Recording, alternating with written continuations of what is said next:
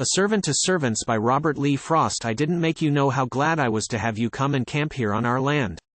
I promised myself to get down some day and see the way you lived, but I don't know. With a house full of hungry men to feed, I guess you'd find. It seems to me I can't express my feelings any more than I can raise my voice or want to lift my hand. Oh, I can. Lift it when I have to. Did ever you feel so?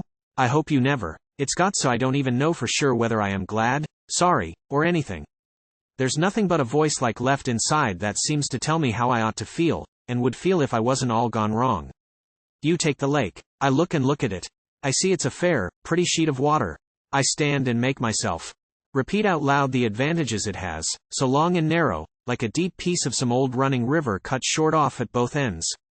It lies 5 miles straight away through the mountain notch from the sink window where I wash the plates, and all our storms come up toward the house, drawing the slow waves wider and wider and wider. It took my mind off donuts and soda, biscuit to step outdoors and take the water dazzle a sunny morning, or take the rising wind about my face and body and through my wrapper, when a storm threatened from the dragon's den, and a cold chill shivered across the lake. I see it's a fair, pretty sheet of water, our Willoughby. How did you hear of it? I expect, though, everyone's heard of it.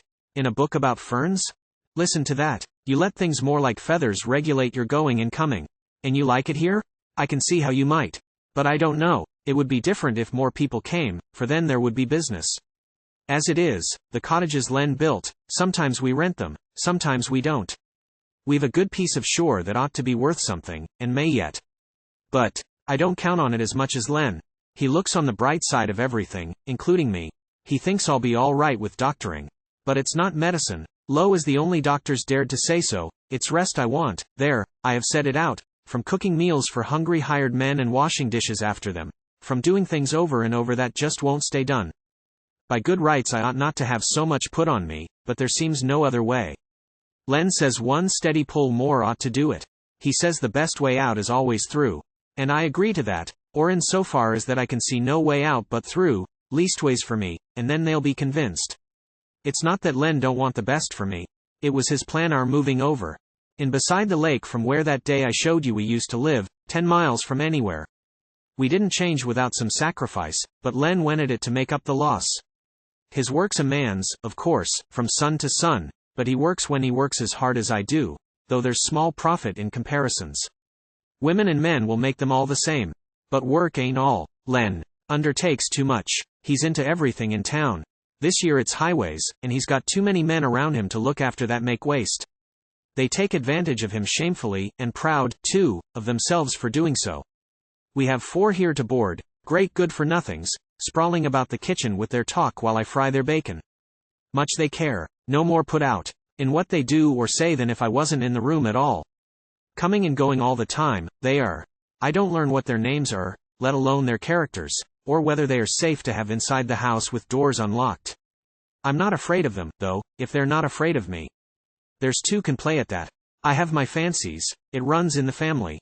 My father's brother wasn't right. They kept him locked up for years back there at the old farm. I've been away once, yes, I've been away.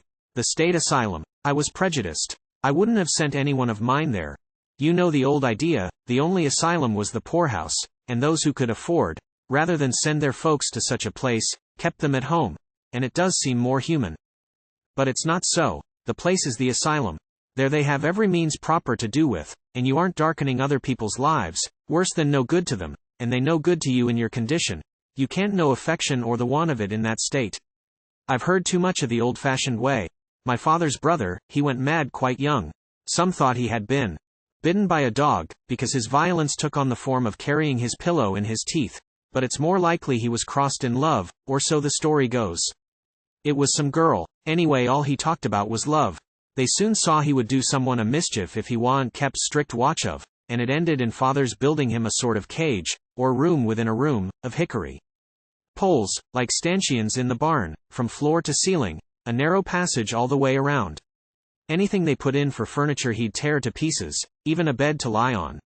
So they made the place comfortable with straw, like a beast's stall, to ease their consciences. Of course they had to feed him without dishes. They tried to keep him clothed, but he paraded with his clothes on his arm, all of his clothes. Cruel, it sounds. I suppose they did the best they knew. And just when he was at the height, father and mother married, and mother came, a bride, to help take care of such a creature, and accommodate her young life to his. That was what marrying father meant to her. She had to lie and hear love things made dreadful by his shouts in the night. He'd shout and shout until the strength was shouted out of him, and his voice died down slowly from exhaustion. He'd pull his bars apart like bow and bowstring, and let them go and make them twang until his hands had worn them smooth as any oxbow. And then he'd crow as if he thought that child's play, the only fun he had.